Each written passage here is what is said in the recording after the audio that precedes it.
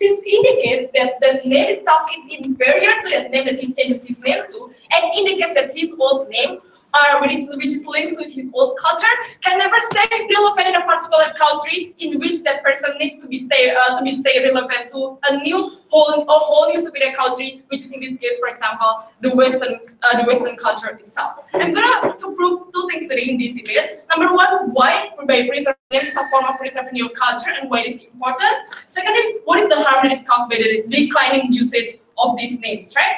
Number one, I think first of all, we have to see the problem in the status quo right now. Declination happens because they do not feel proud of their own names, because they feel that if they attach this name to their to themselves as a person, it means that it indicates that they are coming from a lower culture. For example, they feel ashamed of using these names. And why this is particularly very problematic? Because it means that it indicates that the African American culture itself is something that is inferior in a particular nation. That even if, for example, you can change your name to get acceptance from people, but this acceptance will forever be a fake acceptance. They are not accepting you for who you are, but they are only accepting you under one condition, that you conform to their culture, that you are also a part of them. There is a sole condition in which these people will accept you. That's why we believe that even if opposition will claim that this at least gives them some sort of acceptance and relevance in a particular norm,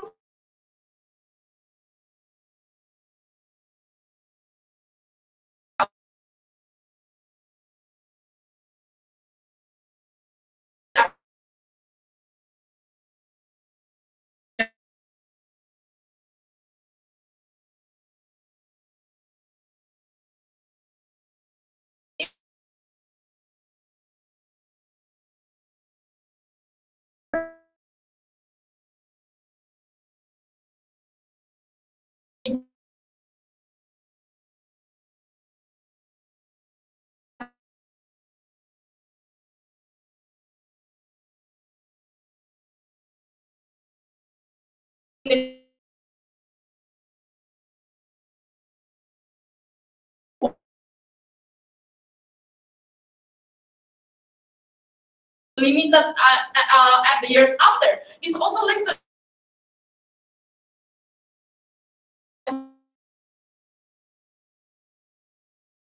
the narrative to the people that it is okay to shut down this minority culture in a particular country because these people can conform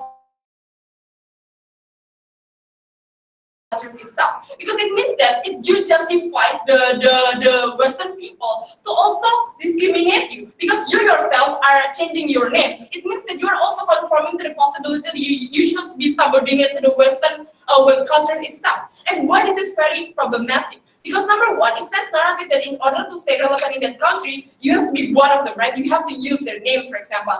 It means that, like what I told you before, they cannot accept you for who you are. They will only accept you if you're a part of their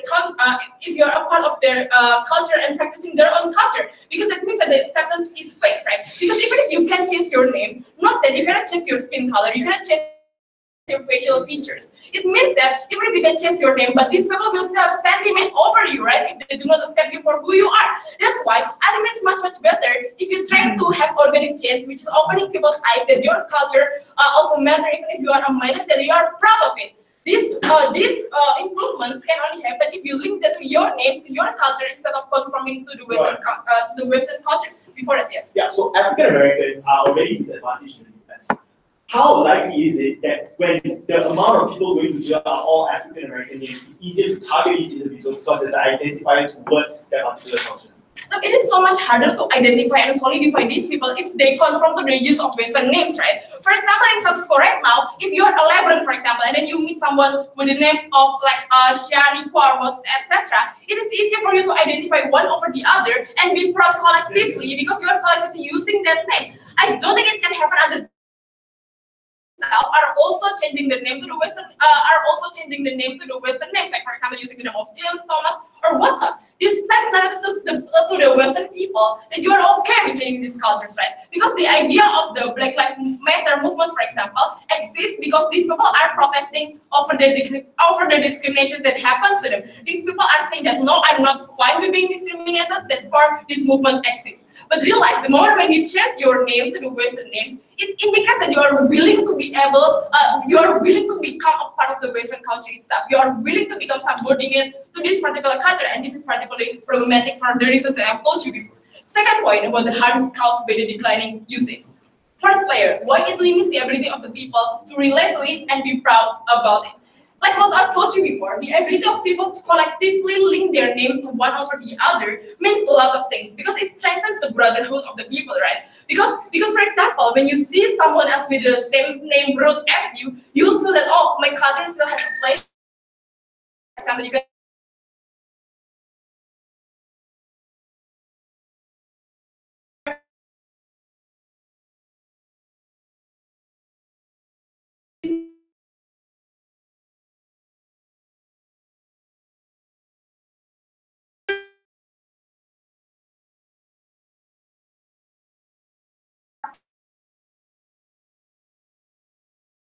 names such as LeBron and etc. that is highly linked to black cultures, like for example the rap music, for example the NBA culture and whatnot, can still stay relevant. Imagine in a world which LeBron actually changes his name into Thomas, for example. These people will think that these people will think that LeBron James is not representing their own people. These people will fail to relate themselves and like look up to LeBron James as role model, for example, because they see that in order to stay relevant in this Western world, in order to have a lot of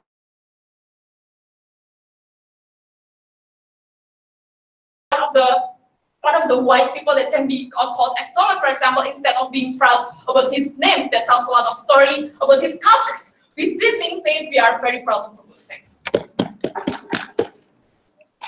I thank the Prime Minister, and now let's call upon the Leader of Opposition. Here.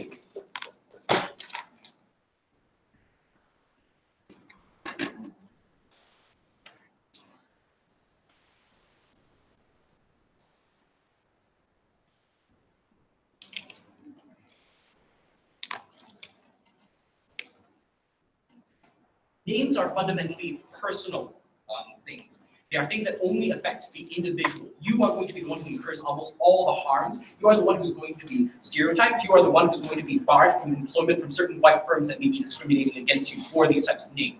And the social impact that you have is going to be pretty marginal, because one name isn't going to suddenly lift the black movement out of poverty.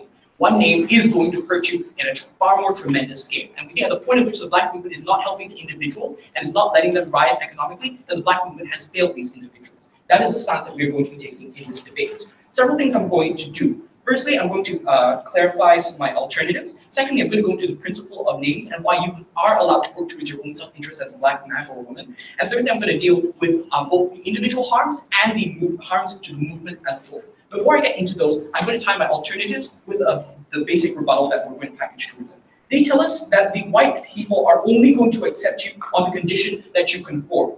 To an extent, maybe this may be true, but first response, how does that even materialize, right? Like, just because they want you to use names like Mike and Tom does not mean that they can suddenly discriminate against you or bar you from your employment, whereas that does happen on your side. But more than that, right? You can still fight discrimination by wearing dreadlocks, by joining black movements, right? By still going for protests.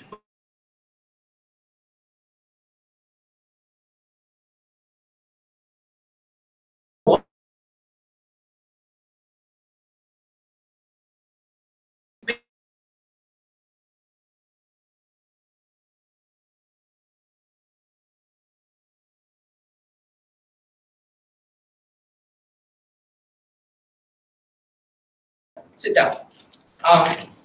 Before, into the first principle, right? The first thing you just want to clarify is that kids rarely have consent when it comes to their names. This is something we briefly touched upon. But just because your parent is supporting black movements and would sacrifice their careers for it does not mean that their kids want to do it. Does not mean that LeBron wants to be it. In some cases, it may turn out that way. But the thing is, right? LeBron can still do that in the future, right? LeBron, if he was named Mike, could still be a black athlete who supports black movements and still gain the type of traction that they are talking about, can still fight discrimination. But the point at which you enforce that name upon them, they have no choice. Now, they can maybe tell us that you can change your name in the future. Yes, you maybe can do that. But the thing is, you're going to feel a lot of guilt. You're going to feel a lot of pressure from your family.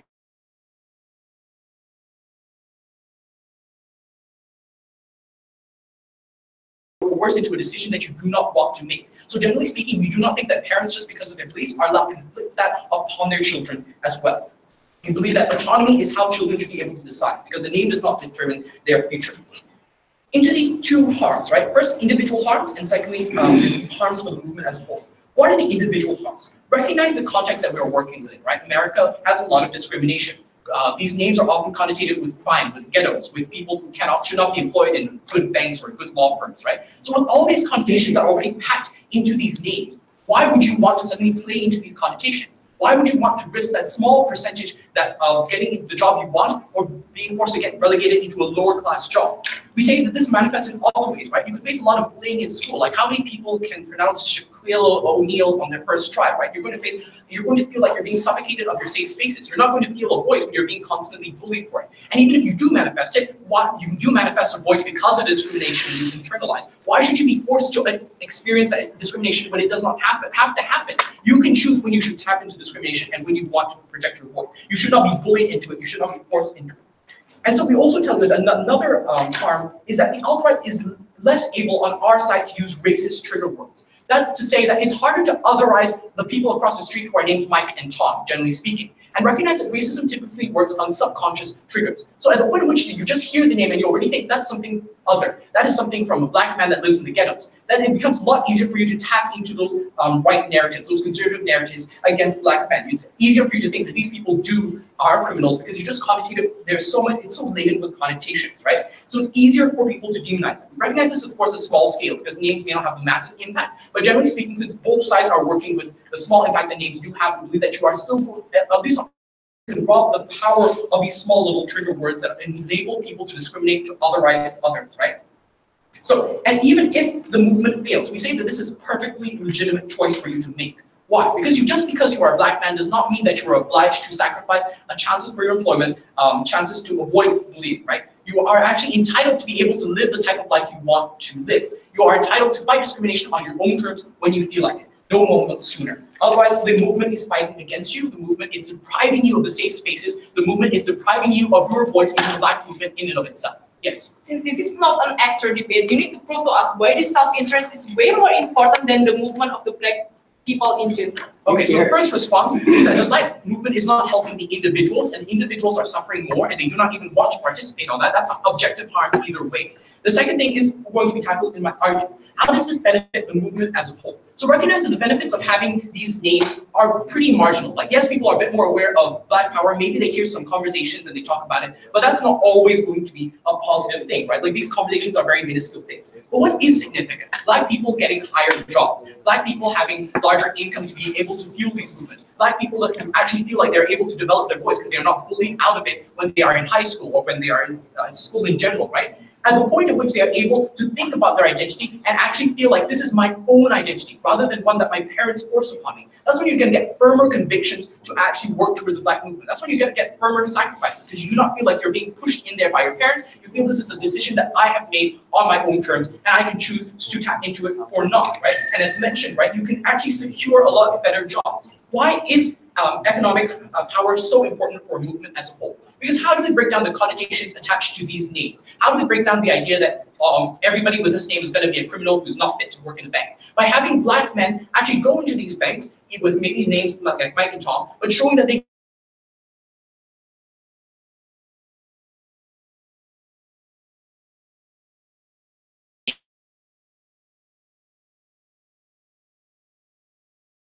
in there because they're being employed. That is the point at which we are able to win the debate because the perspectives change. Yes, you may not be able to legitimize those names, but if you can legitimize black people in general, that is an advantage, which means that in the long term, we can actually push for the movement to survive because black people already have places of power, because black men can refer back to history books in the long term when discrimination has been lowered and they do not have to incur all these harms exclusively on side opposition. Here. I thank the Leader of Opposition, and now let's call upon the Deputy Prime Minister. Here.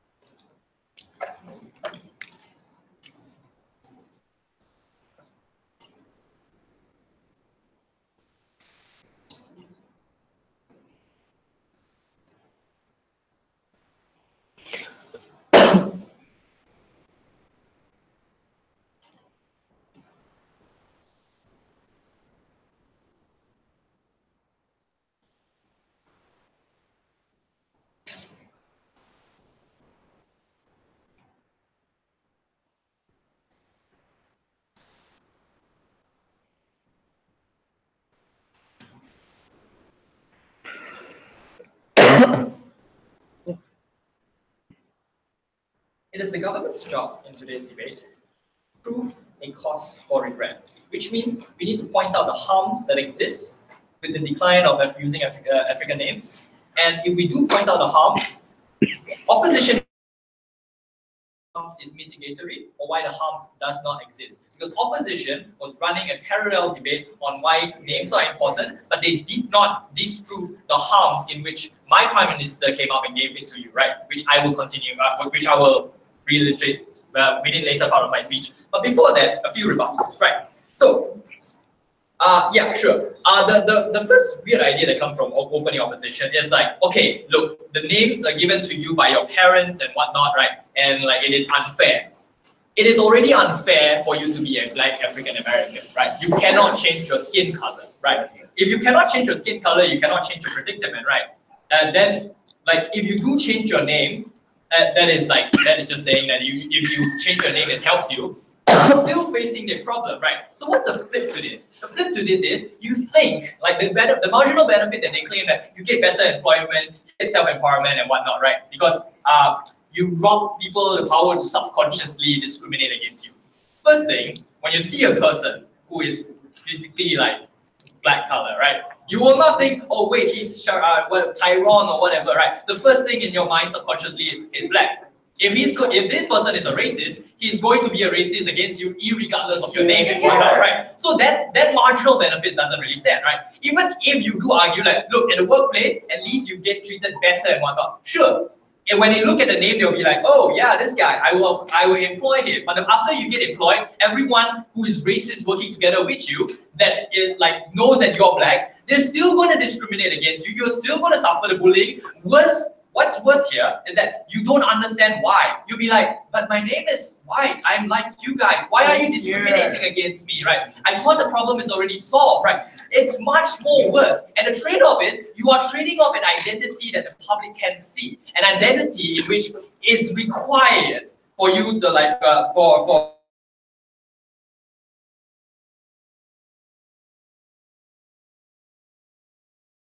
going to their identity in another way by using dreadlocks or listening to rap music or being a rapper and whatnot, right?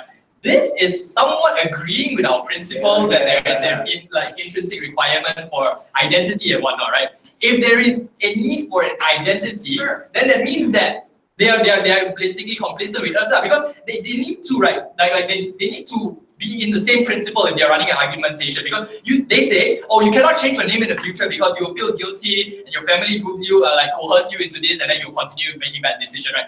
In the converse, if you are having a white name and you say, I want to support the black people, right? And your family say, no, dude, you know if you're supporting like that, if you change your name, how the harms and whatnot, the guilt and whatnot, everything is still going to happen, right? They need to prove to us why is it exclusive, because if there's no exclusivity, it's like the same principle of the argumentation, right? Now, moving on, right? So, what do we have to prove today? We have to prove the harm. So, what are the harms? I think the first thing we need to understand that the African American identity is important because this identity points out specific problems and specific experiences that people will go through, right? That they are suffering right now in the society that people can see. And that is why we need to protect it. We need to protect it under three reasoning, right? The first reasoning is a collective banner in which people can go under, right? You are able to identify yourself better with names and whatnot, right? Because names, African American names, are unique to African Americans themselves. When you hear Shaquille O'Neal, when you hear LeBron James, the first thing that comes to your mind is an African American, right? You are able to relate to those people, and it's very important for you to relate to those people because those people are also having the same problems that you are facing. If you look at someone and at best, you create a better banner to fight against the problem, a collective action.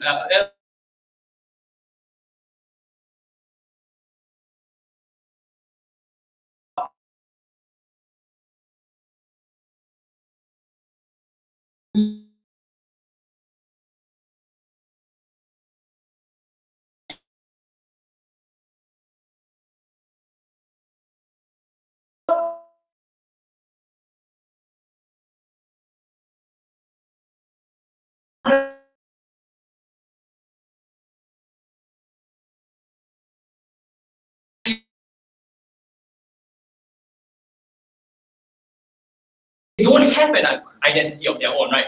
They are seen as the general public, even though there are specific problems in which they are facing right now, in which there's no voice because nobody else can stand out and voice because the community that they are living in, the country that they are living in, does not understand that they exist. That is why it is required to be seen, and that is why you need it. Because when you're seen, you get policies that target you as a whole group. You get political power as a whole group. Politicians are more likely to pander towards you for election and whatnot, right? Because you are seen as a collective group. You are seen as as a coherent group, right?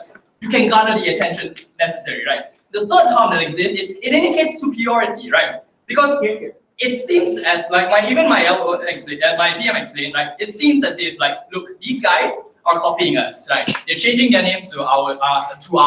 They're going to conform into our views and whatnot, right? So why should we care about their problems? Because they're going to be us in the future anyways, right? So this means that there is a lesser need for people to care. You allow for conservatives in this case to come up and say, look, to reaffirm that we are correct, that the white people are the correct one, and then they should subjugate you. They don't really need necessarily to care about your problem, and that is problematic because if that kind of mentality takes root, it means that no one will help you ever again because you yourself don't want to help yourself, right? Now, probably something that